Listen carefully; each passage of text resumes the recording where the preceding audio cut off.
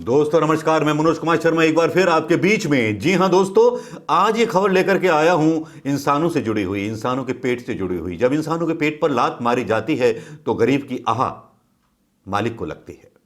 यहां गरीबों की ही बात नहीं है, यहां मिडिल क्लास उन लोगों की बात है जो खून पसीना एक करके अपने घरों से दूर रह करके सरकारी नौकरी पर कुछ पैसा कमाते हैं या रिटायर होने के बाद पेंशन पाते हैं, इस उम्मीद में कि इस पेंशन से उनका बुढ़ापा आसानी से कट जाएगा।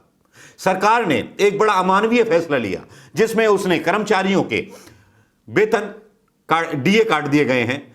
और डीए काटने पर राहुल गांधी थोड़े से नाराज और सख्त नजर आए। उन्होंने सरकार से सवाल पूछा और सरकार को कहा कि सरकार के लिए बुलेट ट्रेन जरूरी है या जो प्रोजेक्ट चला रखा है उन्होंने एक बड़ा खूबसूरती बढ़ाने के लिए 30,000 करोड़ का, वो जरूरी है। लाखों हजार करोड़ रुपए बुलेट ट्रेन के लिए तो बाद में भी पैदा हो जाएंगे। जो सौंदर्यकरण का आपने 30,000 करोड़ का प्रोजेक्ट चला रखा है वो तो बाद में भी पैदा हो जाएगा, संसद बाद में भी बन जाएगी। पहले गरीबों को आप कोरोना के लिए कुछ करते तो सही। अभी तक कोरोना के लिए सरकार की तरफ से क्या क्या किया गया है, मोदी मीडिया या गोदी सरकार बताने को तैयार नहीं है, क्योंकि गोदी मीडिया के पास केवल जमात साध और हिंदू मुस्लिम है। तो जनता को वो क्यों बताएगी कि क्या करना है? जनता को तो हिंदू मुस्लिम में अटकाना है ना, जनता के पेट पर से रोटी का डाका निकाल देना है। राहुल गांधी वो नेता है, जब भी बोलते हैं खुल करके बोलते हैं, बिंदास बोलते हैं और पहली बार और अकेले बोलते हैं, कोई नेता बोले ना बोले। लेकिन वो बेबाक बोलते हैं, कांग्रेस सांसद राहुल गांधी ने अपने ट्वीट में लिखा कि लाखों करोड़ की बुलेट ट्रेन परियोजना और केंद्रीय विस्टा सौंदर्यकरण परियोजना को निलंबित करने की बजाय कोरोना से जूझकर जनता की सेवा कर रहे केंद्रीय कर्मचारी, पेंशन भोगियों और देश के जवानों का महंगाई भत्ता काटना सरकार का असंवेदनशील तथा अमानवीय निर्णय है। बात तो सही कही है, कोई गलत बात तो नहीं कही है। प्रधानमंत्री मोदी जी ने 10 साल में केवल मांगने के अलावा किया क्या है? जनता से सिर्फ मांगा ही मांगा है। अब तो आत्मनिर्भरता का भी ज्ञान दे रहे थे आज सरपंचों के साथ बात करते हुए। तो लगता है कि वो खुद आत्मनिर्भर क्यों नहीं हो पाए, या उन्होंने अपनी जेब से कितना दान दिया, कितने गरीबों के बीच गए, कितने कोरोना पेशेंटों को जाके देखा, कितना अपने आवाज से गरीबों को पैकेट बंटवाए, या इनके भाजपा नेता क्यों नहीं दिखाई दिए सड़कों पर पैकेट बांटते हुए भोजन के गरीब और मजलूमों को? जबकि समित पात्रा दावा करता है कि 2 करोड़ लोगों को हम खाना खिला रहे हैं, लेकिन है कहां वो? अगर 2 करोड़ क्या तुम 2,000 लोगों को भी खाना खिला रहे होते ना, तो तुम्हारा गोदी मीडिया कैमरा लेकर के पूरा गप्पू होकर के मुंह फुला करके घूम रहा होता। लेकिन आपको केवल बोलना आता है, कलाकारी आती है, जुमलेबाजी आती है, शब्दों के चमत्कार करना आता है और शब्दों से खेलना आता है। जहां पर सज्जन लोग आपकी धूर्तता के सामने हार जाते हैं। राहुल गांधी ने जो सवाल उठाया उसी सवाल को दोहराते हुए कांग्रेस ने बयान जारी किया, और बयान क्या था वो मैं यहां पढ़ के सुना।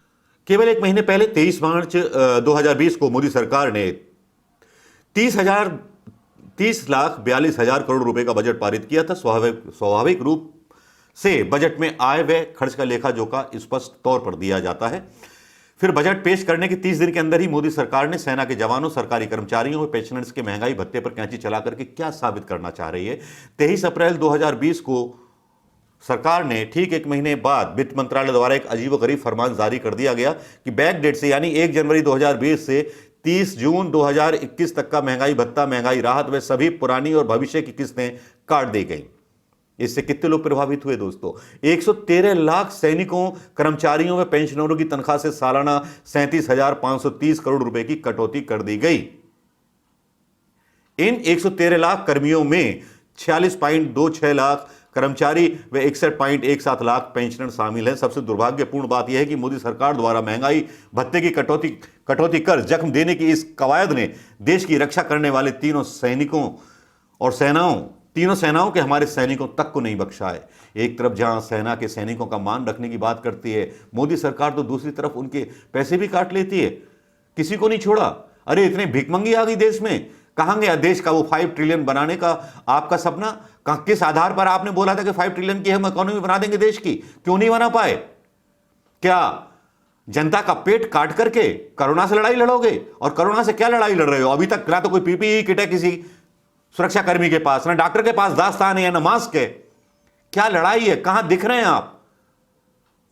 उल्टे सीधे फैसले लेकर के लॉकडाउन बढ़ाने की बातें की जा रही हैं, लेकिन राहुल गांधी ने जहां तीर मारा और उन्होंने सवाल सही उठाया, उनके इस प्रश्न का समर्थन किया ओवैसी ने भी सेम यही बात की कि विस्टा प्रोजेक्ट क्यों नहीं बंद किया जा रहा, बुलेट ट्रेन क्यों नहीं बंद की जा रही, बाहर के जितने भी प्रवासी मजदूर पड़े हुए हैं उनको उनके राज्य में क्यों नहीं भेजा जा रहा, विशेष ट्रेनें क्यों नहीं चलाई जा रही, भूखों को खाना क्यों नहीं खिलाया जा रहा। लेकिन ये सरकार के शायद सुनेगी? सरकार तो शायद गूंगी बहरी और चुप हो गई है। ऐसी सरकार तो मनमोहन सिंह की भी मौन नहीं थी, जिस तरह से मौन सरकार हमारे फेंकू साहब प्रधानमंत्री मोदी जी की है। तो लगता है कि देश को अब भगवान के आसरे ही रहना पड़ेगा। भगवान भी कहाँ मिलेंगे जब मंदिर मस्जिद गिरजाघर सब सूने हो गए कोरोना के डर से। तो अब शायद कोरोना से ही प्रार्थना करनी पड़ेगी कि कोरोना ही कुछ राह दिखाएगा। दोस्तों नमस्कार, जय हिंद दोस्तों।